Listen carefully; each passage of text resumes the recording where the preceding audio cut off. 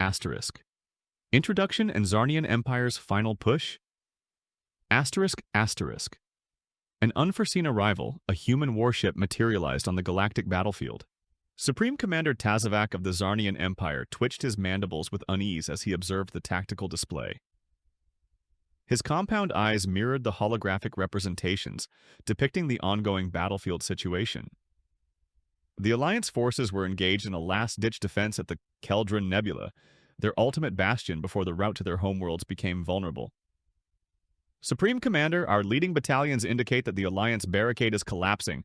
Triumph is imminent, reported Subcommander Grax, his voice resonating with anticipation. Tazavac should have experienced elation. After 7 cycles of relentless conflict against the Galactic Alliance, the Zarnian Empire was on the verge of absolute supremacy. Yet, something felt amiss. They yielded too readily, Tazavac murmured, his crest rising in doubt. The Alliance Admiral, Pranar, is a shrewd tactician. This has the scent of a lure. Grax inclined his head, puzzled. A lure for what? Our reconnaissance confirms they lack any reinforcements within 50 light-years. But the Alliance is defeated. The immense bridge of the Zarnian dreadnought, Eternal Conquest vibrated with activity as the crew readied for the ultimate offensive. Tazavac had served the Empire devotedly for 40 cycles, ascending through the ranks via strategic acumen and steadfast dedication. This war was to be his magnum opus, enshrining his name in Zarnian history. Initiate the final onslaught, Tazavac commanded, albeit with hesitation, but establish a defensive line with our rearguard. I require continuous sensor probes of the adjacent area. Just as the words escaped his mandibles, alarm indicators blared throughout the bridge. The tactical officer, a youthful Zarnian named Vexakor, exclaimed in alarm, "Unidentified spatial anomaly detected at coordinates 2278, 492, roughly 30,000 clicks from our location." Tazavac spun around. "Display it!" The primary view screen altered to exhibit a swirling vortex of cerulean energy that appeared to rip the very fabric of space. It throbbed with unfamiliar energy patterns that disoriented the sensor arrays. "What in the name of the Great Hive is that?" Grax demanded, his exoskeleton paling slightly. Before anyone could answer, the vortex expanded significantly, and from its core a vessel emerged, unlike any Tazavac had previously witnessed. It was colossal, almost as large as the Eternal Conquest but with a design ethos entirely alien to known galactic engineering. While Zarnian ships were streamlined and organic, and Alliance vessels were refined and crystalline, this newcomer was stark, angular, and functional. Its hull was a somber, matte gray that seemed to absorb light rather than reflect it. "Tactical assessment," Tazavac barked, striving to maintain his vocal composure. Vexakor worked furiously at his console. The vessel is approximately 2.7 kilometers in length. Hull composition unknown. Weapon systems unknown. Power signature completely off our scales, Commander. I have never encountered anything similar. "Communicate with them," ordered Tazavac. "All frequencies, all languages in the database." Communications Officer Lizanara nodded. "Transmitting now, Supreme Commander." The bridge fell silent as they awaited a response. The enigmatic vessel remained stationary, offering no clue to its intentions. "No response, Commander?" Lizanara reported after a moment. Tazavac tapped his claws on his command chair. "Are they obstructing us?" "Negative.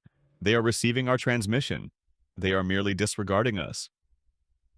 It was then that Grax, who had been examining the unknown vessel, gasped in astonishment. "Commander, observe the markings on its hull." The view screen zoomed in on a section of the vessel's side, revealing a series of glyphs that the computer struggled to decipher. "USS Devastator *, Lizanara vocalized haltingly. "Earth Defense Force." A collective hush descended upon the bridge. "Earth?" The name sent a shiver through Tazavac's exoskeleton. "Humans," he whispered, his voice barely perceptible. "It cannot be." Humans were the subject of myths and cautionary tales among the spacefaring species of the galaxy.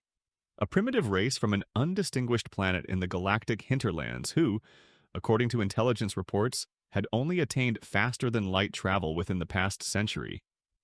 They were novices to the galactic stage, largely overlooked by the major powers due to their technological backwardness and isolation.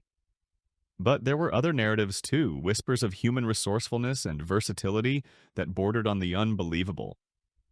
Tales of their erratic and often perplexing approach to warfare, reports of their peculiar biology that somehow rendered them simultaneously delicate yet remarkably resilient. The Zarnian Empire had discounted these stories as hyperbole. Yet here was irrefutable evidence that humans had not only mastered interstellar travel, but had also engineered technology that appeared to surpass anything in the known galaxy. "Supreme Commander," Grax said urgently. Asterisk, asterisk. Mysterious portal and initial appearance of human warship. Asterisk, asterisk. The Alliance vessels are altering their formation. They are withdrawing behind the human ship. Tazavak's mind raced. Had the Alliance somehow established a pact with these humans? Was this enigmatic Earth Defense Force present to intervene in a war that had no bearing on them? The tension was shattered by Vexicor's frantic voice. "Energy surge detected. The human vessel is activating its weapon systems. Raise shields! Evasive maneuvers!" Tazavak shouted, but it was too late. A dazzling beam of coherent energy emanated from the human warship, striking a Zarnian cruiser. There was no detonation, no dramatic destruction. The cruiser simply disintegrated, as if its very atomic structure had been unraveled. The bridge erupted into pandemonium as officers shouted reports and warnings. Tazavak stared in horrified awe at the sensor readings. Whatever weapon the humans had deployed, it defied all known principles of physics. "All vessels concentrate fire on the human ship," he commanded, suppressing his shock. "Tactical pattern Zeta 7. The Zarnian fleet responded instantly, unleashing a volley of plasma torpedoes and disruptor beams at the Asterisk Devastator Asterisk. The human vessel made no attempt to evade, allowing the Zarnian weapons to impact against its hull, or what appeared to be some form of energy barrier. When the barrage ceased, the Asterisk Devastator Asterisk remained in space, completely unscathed. "No damage detected," reported a stunned Vexicor. "Not even their shields appear to have been strained." A new voice suddenly permeated the bridge, transmitted on all frequencies. It was unlike any alien language Tazavak had ever heard, yet somehow the universal translators managed to process it. "This is Captain Anton Kuznetsov of the Earth Defense Force vessel Asterisk Devastator Asterisk," the voice stated calmly. "Your conflict concludes now. The Galactic Alliance has requested our aid and we have granted it. You will deactivate your weapons and withdraw your forces immediately or face the repercussions." Tazavak felt a surge of indignation. Who were these humans to issue dictates to the mighty Zarnian Empire? "This is Supreme Commander Tazavak of the Zarnian Imperial Fleet. You have no jurisdiction here, human. This is a matter between the Empire and the Alliance. Withdraw your vessel or be annihilated." There was a pause, followed by what sounded distinctly like amusement. "Commander Tazavak, I respect your bravery, if not your wisdom. We just transformed one of your cruisers into its constituent atoms. What part of that implies you have any prospect against us?" The human's casual arrogance infuriated Tazavak. "Perhaps a demonstration of Zarnian determination will alter your tone. All ships, attack pattern Omega. Target the human vessel with all available firepower." The Zarnian fleet surged forward, weapons blazing.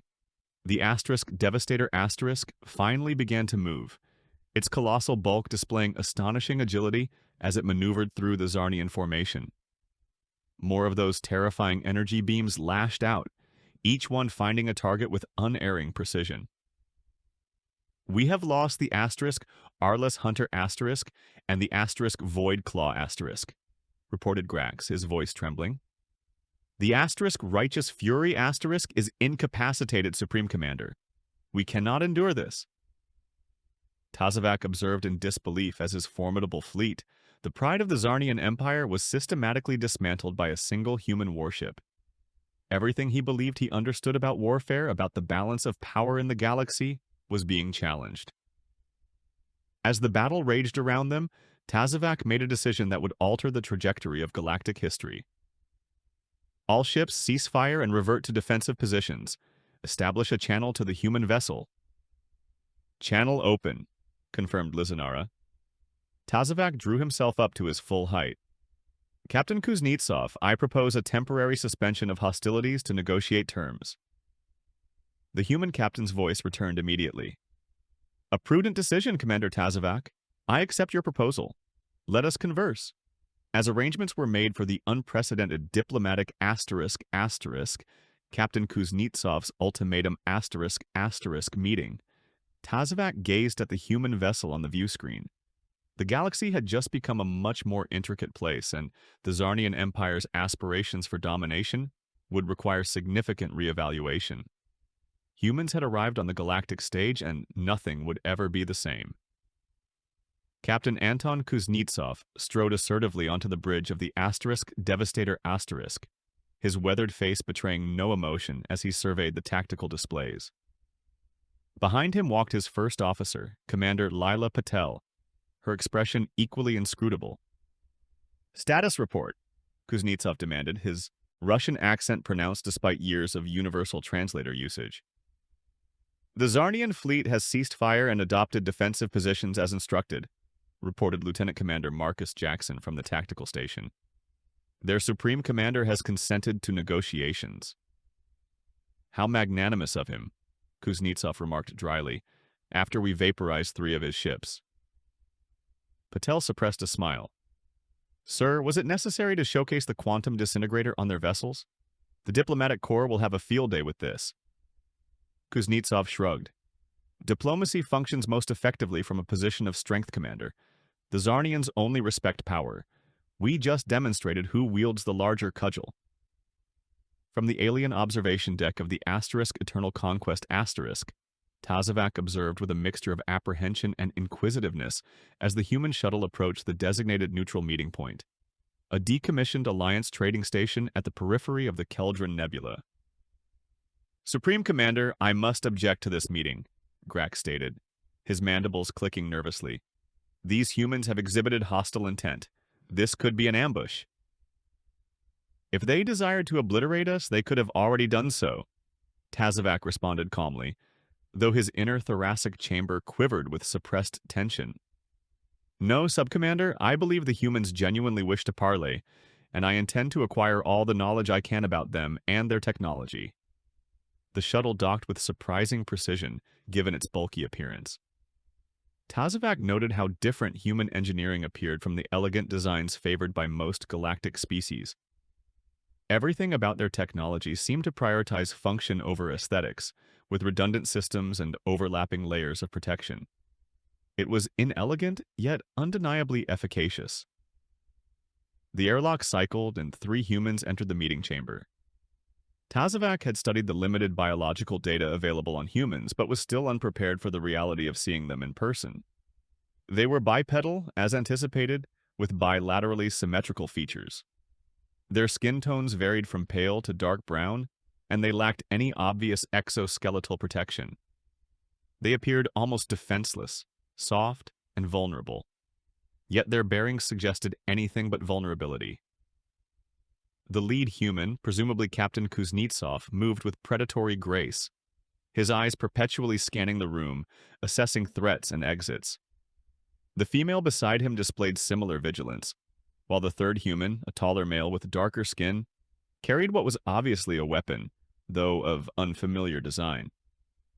Supreme Commander Tazavac, Kuznetsov said, inclining his head slightly. Thank you for consenting to this meeting. Captain Kuznetsov, Tazavac responded, maintaining a rigid posture. Your intervention in our conflict with the Alliance was unforeseen. Earth has no standing in this region of space. Kuznetsov smiled, revealing flat, omnivorous teeth. Geography is becoming increasingly irrelevant, Commander. Humanity goes where it pleases. The casual arrogance of the statement sent a wave of indignation through Tazavac's nervous system. Your ship possesses technology that appears to contravene several established physical laws. The Zarnian Empire would be exceedingly interested in learning how you achieved such advancements. I bet you would, said the female human, Commander Patel, according to her identifying insignia. Just as we'd be interested in asterisk, emergency diplomatic meeting asterisk, knowing why the mighty Zarnian Empire feels the imperative to subjugate every civilization in its path. Tazavac's crest flared involuntarily. The Empire brings order and stability to a chaotic galaxy. Our dominion is benevolent. The third human, whose insignia identified him as Security Chief Bennett, actually chuckled. Inform the 17 Alliance worlds you've bombarded into submission of that. You address matters you do not comprehend, Grax interjected angrily. The Alliance initiated hostilities against us, a minor territorial dispute over a single uninhabited moon, which you escalated into full-scale war, Patel countered, consulting a data tablet. Tazavac was growing increasingly uneasy. How did these humans possess such extensive knowledge of the conflict? The Zarnian Empire had labored tirelessly to control the narrative, to justify their expansionist policies to the galactic community. We are digressing, Kuznetsov stated. The objective of this meeting is straightforward. The Galactic Alliance has petitioned Earth for protection under the Mutual Defense Treaty we ratified last solar cycle. We have granted their petition. The war concludes today. Tazavac stared in astonishment. You anticipate the Zarnian Empire to simply capitulate based on the intervention of a single vessel? Kuznetsov's smile broadened, but it did not reach his eyes.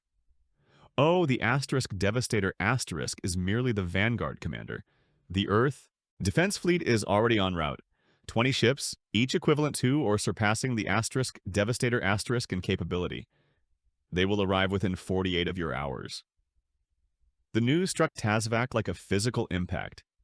If one human vessel could decimate his fleet, what would 20 accomplish? Could they genuinely obliterate the entire Zarnian military? The Empire had endured for millennia, expanding steadily across the stars. Could it all conclude due to these upstart primates? I would need to confer with the Imperial Council, Tazavac stated finally. Such decisions cannot be made unilaterally, even by a supreme commander. Naturally, Kuznetsov nodded. You have 24 hours. Subsequently, we will construe your lack of response as hostile intent and act accordingly. As the humans turned to depart, Tazavac felt a desperate need to comprehend further. Wait, you never addressed my inquiry regarding your technology. How has Earth advanced so rapidly? Your species was barely capable of reaching your own satellite a few centuries ago. Kuznetsov paused at the airlock. Necessity, Commander. Humanity expended the majority of its history in internal conflict. When we ultimately turned our gaze to the stars, we carried that same competitive impetus with us. We do not progress gradually and steadily like most species. We evolve in abrupt, dramatic leaps propelled by crisis and competition. That doesn't elucidate your weaponry, your FTL capabilities, pressed Tazavac. Let's simply say we conceptualize differently, Patel interjected. Where most species perceive limitations, we perceive challenges. Where you accept the confines of known physics, we question them. It's both our greatest asset and our most perilous flaw. With that enigmatic statement, the humans departed, leaving Tazavac with more inquiries than resolutions. Back aboard the Eternal Conquest Tazavac convened an emergency meeting with his senior officers. The mood was somber. The typically disciplined Zarnian commanders were chittering nervously amongst human technological superiority unveiled themselves. The humans have presented us with an impossible dilemma, Tazavac commenced. Surrender or face annihilation. We cannot simply capitulate, protested Fleet Admiral Zorlex, his carapace flushed with indignation. The Empire has never surrendered to anyone. And if we resist, countered Grax, you all witnessed what a single human ship accomplished against our fleet. They claim to have 20 more en route. They could be bluffing, suggested Vexicor. Tazavac shook his head. Intelligence reports corroborate unusual activity near the Sol system. Substantial energy signatures consistent with multiple vessels entering FTL. I believe their threat is genuine. The meeting devolved into fervent debate. Some advocated for immediate retreat to Imperial space to regroup and devise countermeasures against human technology. Others insisted on fighting to the last ship, contending that surrender would embolden other subject worlds to revolt. As the arguments raged, Tazavac's personal communication device chimed with an encrypted message. It was from the Imperial Council itself, responding to his urgent communique regarding the human intervention. The message was succinct and unforeseen. Initiate Protocol Omega. All forces to withdraw immediately. Diplomatic channels to be opened with Earth representatives. The Emperor himself will negotiate terms.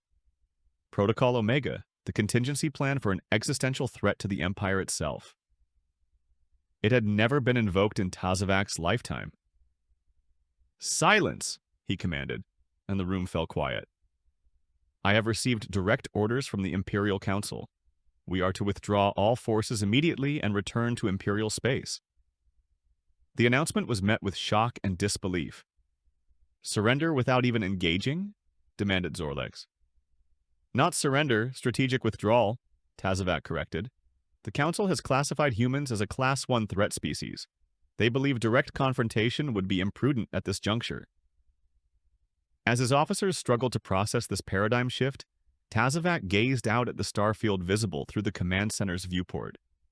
Somewhere out there, the human warship Devastator waited, a harbinger of a new galactic order.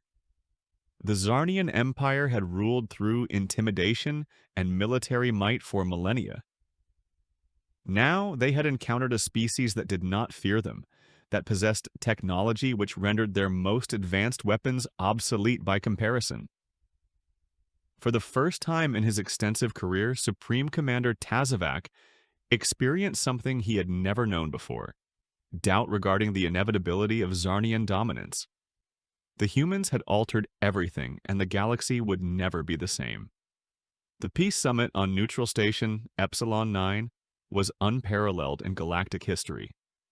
Representatives from the Zarnian Empire, the Galactic Alliance, and Earth convened at a triangular table, each faction eyeing the others with varying degrees of suspicion and inquisitiveness. Admiral Pronar of the Alliance, a tall, willowy being with iridescent skin that fluctuated in color with his emotions, currently exhibiting a cautious blue-green, addressed the assembly. For 7 cycles, the Zarnian Empire has waged an unprovoked war of aggression against the Alliance. Billions have perished, entire ecosystems have been devastated. Now, owing to the intervention of our human allies, we have an opportunity to conclude this conflict. From his position at the Zarnian delegation, Tazavac struggled to maintain his composure. The humiliation of retreat still seethed within him, but he had his directives. The Empire desired peace, or at least a temporary cessation of hostilities while they analyzed human technology and devised countermeasures.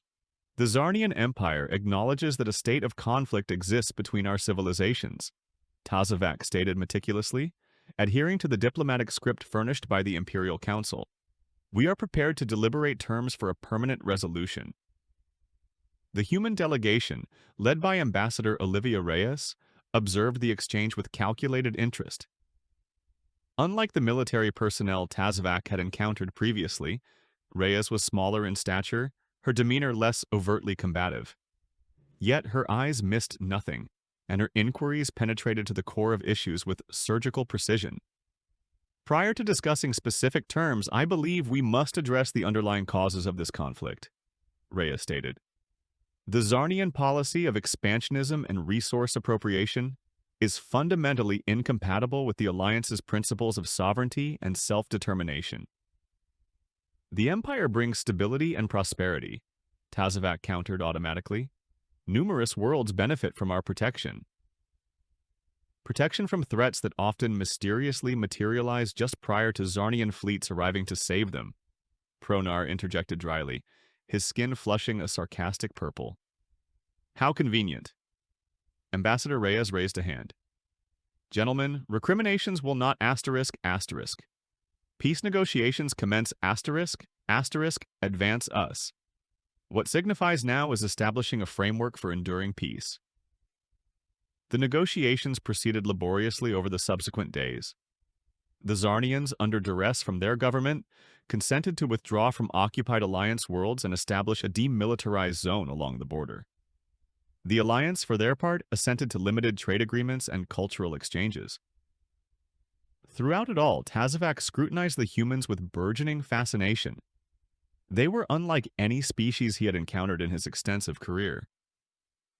Where the Alliance negotiators were idealistic and occasionally naive, and his own people rigid and protocol-bound, the humans exhibited a pragmatic adaptability that was both admirable and somewhat disconcerting. During one particularly strained exchange concerning reparations, Tazovac found himself alone with Ambassador Reyes in a corridor outside the main chamber. "Your government conceded that point rather readily," Reyes observed, referencing the Zarnian agreement to furnish technological assistance to rebuild devastated Alliance worlds. "I anticipated greater resistance." Tazovac clicked his mandibles thoughtfully. "The Empire acknowledges the shifting realities of the galactic political landscape. Adaptability is imperative for survival." "Adaptability," Reyes echoed with a faint smile.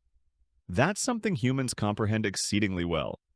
It's how we've endured on a planet that attempted to eradicate us in 1,000 diverse ways." "Your species remains an enigma, Ambassador," Tazovac conceded. "Your technology, your methodologies, your very cognitive processes defy conventional comprehension."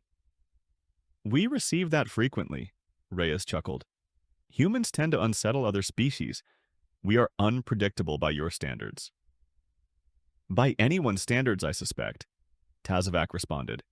"The Empire's xenobiologists are captivated by human neural architecture.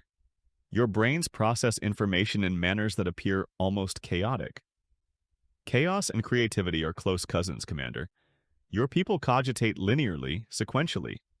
Humans cogitate in leaps and bounds, establishing connections that occasionally lack logical coherence until retrospectively." Before Tazovac could respond, they were interrupted by the arrival of Captain Kuznetsov, who regarded the Zarnian commander with undisguised suspicion. "Ambassador, the Alliance delegation is requesting your presence," Kuznetsov stated, his gaze never leaving Tazovac. "Thank you, Captain.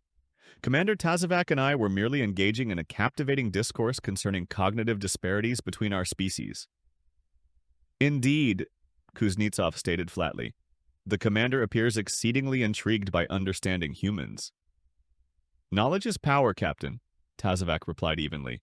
"Your arrival has disrupted the equilibrium of power in this sector. Comprehending your capabilities is merely prudent." Kuznetsov stepped closer, his voice diminishing to a near whisper. "Permit me to spare you some research time, Commander. Humans do not condone threats to our existence. We do not pardon those who inflict harm upon our allies, and we do not disregard those who have demonstrated themselves to be adversaries. Bear that in mind when you report back to your Imperial Council."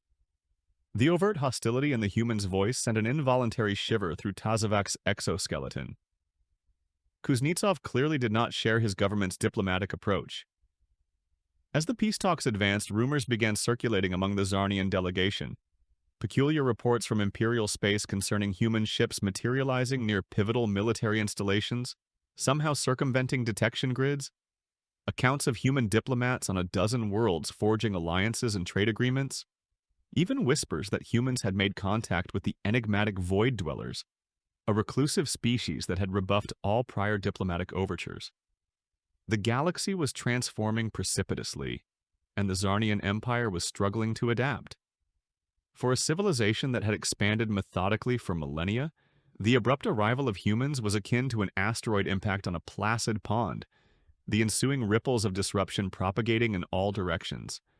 On the final day of negotiations, as the treaty documents were being prepared for formal ratification, Tazovac received an asterisk.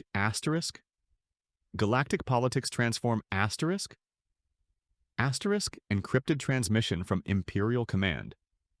The contents were alarming. Long-range sensors had detected a colossal energy surge in the Xandar system, home to one of the Empire's primary shipyards. Preliminary reports intimated some form of catastrophic incident, but Imperial intelligence suspected sabotage. Human sabotage. When Tazavac entered the treaty chamber, his agitation must have been discernible, for Ambassador Reyes immediately approached him. "Commander, you appear perturbed. Is there an issue with the treaty terms?" Tazavac scrutinized her countenance, searching for any indication of duplicity. Would she be cognizant of a covert human operation against Imperial assets? Would she acknowledge it if she were? "No, Ambassador. Internal matters solely. The treaty proceeds as intended." Reyes nodded, but her eyes narrowed slightly. "Excellent. Because this treaty epitomizes more than merely the conclusion of one conflict, Commander. It's the inception of a new epoch for this sector of the galaxy. Earth is here to remain, and we aspire that the Zarnian Empire will elect to be our collaborator rather than our antagonist." The implicit threat was unequivocal, and Tazavac found himself pondering whether the incident at the shipyard was intended as a demonstration of human capabilities beyond conventional warfare. The notion was unsettling. The signing ceremony itself was mercifully brief. Representatives from all three powers affixed their signatures, or equivalent markings, to the document, which would become renowned as the Epsilon Accords. A new galactic order had been instituted, with humans positioned as power brokers between the ancient adversaries. As Tazavac prepared to depart the station for the protracted journey back to Imperial space, he was astonished to find Captain Kuznetsov waiting near the Zarnian shuttle bay. "Commander," Kuznetsov stated with a nod, "I desired to converse with you privately prior to your departure." Tazavac signaled for his security detail to remain at a distance. "Captain, what can I do for you?" "I wish to clarify something," Kuznetsov stated, his voice surprisingly gentle. "I comprehend that you perceive us as interlopers, perhaps even as a menace to your way of life. But that is not our purpose here." "No? Then enlighten me, Captain. Why has Earth abruptly assumed such a keen interest in a conflict halfway across the galaxy?" Kuznetsov gazed out a viewport at the starfield beyond. "Because we have witnessed this pattern previously, Commander, in our own history. Potent empires engulfing weaker neighbors, justifying conquest with assertions of imparting civilization or stability. It invariably concludes poorly. You liken the Zarnian Empire to what? Some human political entity?" "To all of them," Kuznetsov responded. "Every empire in human history eventually crumbled under its own magnitude. The larger they expanded, the more catastrophic their downfall. We are endeavoring to spare your people that destiny." Tazavac chittered in disbelief. "How considerate! And I suppose the exhibition of your superior technology, the implicit menace of your fleet, the enigmatic incident at our shipyard, these are all integral to your benevolent asterisk 5 cycles later. Humanity's influence expands asterisk intervention." Kuznetsov's expression remained impassive. "I possess no knowledge of any incident, Commander, but I do comprehend this. Humanity expended millennia in internal conflict prior to gazing at the stars. We have committed every blunder a sentient species is capable of committing. We have teetered on the precipice of self-annihilation on multiple occasions. We gleaned our lessons the arduous way. And now you designate yourselves the galaxy's guardians? How noble." "Not guardians," Kuznetsov corrected. "Collaborators. We believe in equilibrium, Commander. No singular power should dominate the galaxy, not the Alliance, not the Empire, and not Earth. Collectively, we can construct something superior to anything any of us could achieve in isolation." The human's words appeared genuine, but Tazavac had been a military commander for too long to accept them at face value. Actions spoke louder than diplomatic platitudes, and human actions thus far had been decisively interventionist. "Time will unveil the veracity of your intentions, Captain," Tazavac stated finally. "But be cognizant of this. The Zarnian Empire has endured for millennia. We have confronted challenges previously and emerged stronger. This setback is ephemeral." Kuznetsov smiled, but it was a melancholy expression. "For your people's sake, I hope you are correct regarding your resilience, Commander, because the galaxy just became significantly more intricate. and species that are incapable of adaptation tend not to endure. That's not a threat, by the way, merely an observation from human history. With that, the human captain turned and departed, leaving Tazovac with the unsettling sensation that he had just been tendered sincere counsel by a prospective adversary. As his shuttle departed from the station, Tazovac gazed back at the human vessel, Devastator *, still maintaining its vigilant position near the Alliance fleet, a solitary ship that had altered the trajectory of galactic history. Humans, unpredictable, technologically advanced, and now politically entrenched in sector affairs. The Empire would need to reassess everything it believed it comprehended concerning interspecies relations. The game had transformed, and Tazovac was not entirely certain what the new regulations were. But one thing was unequivocal. Underestimating humans would be an error the Empire could not afford to commit again. 5 cycles had elapsed since the ratification of the Epsilon Accords, and the galaxy had metamorphosed in manners no one could have foreseen. The Zarnian Empire, while still a substantial power, had been compelled to forsake its expansionist policies in favor of diplomatic engagement. The Galactic Alliance had prospered under human protection, reconstructing its devastated worlds and fortifying its political institutions. And humans, they were omnipresent now. Tazovac, no longer a supreme commander but serving as the Empire's special envoy to Earth, sat in his private quarters aboard the diplomatic vessel, *. Peaceful Overture *, reviewing reports from ***.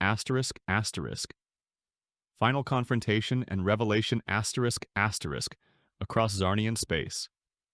The data narrated a tale of profound transformation. Human trade vessels plied routes once dominated by Zarnian merchants. Human scientists collaborated with researchers from a dozen species on projects spanning from medical advancements to theoretical physics. Human cultural elements, from their music to their peculiar concept of humor, had infected galactic society like a virus.